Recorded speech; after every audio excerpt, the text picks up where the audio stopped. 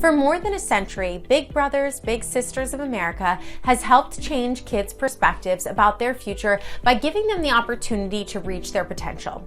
And they have a contingent of volunteers, donors, and advocates to thank. One such volunteer is Maryland's own Michael Mcdevitt, the local businessman and founder of Tandem Legal Growth Group and White Oak Hospitality. "I love Baltimore," says the Northern Virginia transplant. "I lived in Federal Hill, Fells Point, and Canton. I spent countless hours at Camden Yards, M&T Stadium, and music venues all around the area. These places are part of what makes Baltimore amazing at the macro level. But unfortunately, the city is not reaching its potential at the local level," according to Mcdevitt. How do we expect our at-risk kids to reach their potential if the city doesn't fulfill its obligation of providing safe neighborhoods and a great education? Mcdevitt is constantly thinking of ways to help. And whether it's his neighborhood, Baltimore City, or throughout Maryland, Mike is consistently rolling up his sleeves. "Mike's brain never turns off," jokes his wife Danielle. "He is constantly fixing, tweaking, and solving problems. When COVID caused the cancellation of a traditional neighborhood hayride, he turned our home into a haunted house to ensure kids could still celebrate Halloween. And when Christmas decorations in the neighborhood were lacking, he felt we needed more cheer.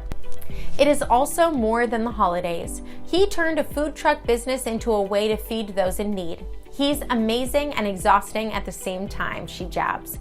Let's rewind to the Labor Day food giveaway, 2021. Whether mentoring service members leaving the military, coaching youth sports, or his involvement as a big brother, he is always ready to lend a hand.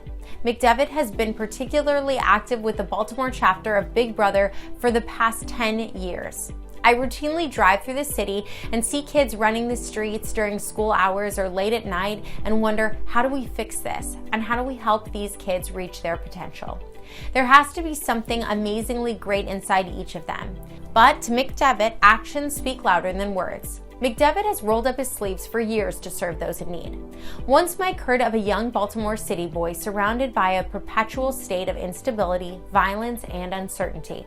"I work with a lot of children, but this particular story stuck with me and really broke my heart." Danielle emphasized that Mike is usually upbeat, but she knew something was troubling him. "I could tell this man's situation really landed differently with Michael." Struck by the young boy's story and given the increasing crime and violence plaguing the city during that time, Mcdevitt became personally involved in the boy's life and spent time mentoring his little brother until tragedy struck one afternoon.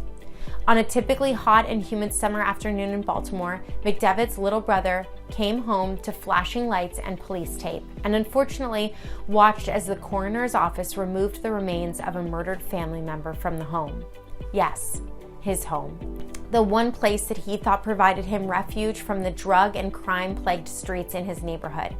Again, Mcdevitt rolled up his sleeves. He researched and found family members in another state, contacted them, and took charge of the administrative process which enabled legal guardianship of the young man. Mcdevitt then orchestrated and funded the reunion with his new family. When asked about the incident, Mike passionately states, "Those that can need to do."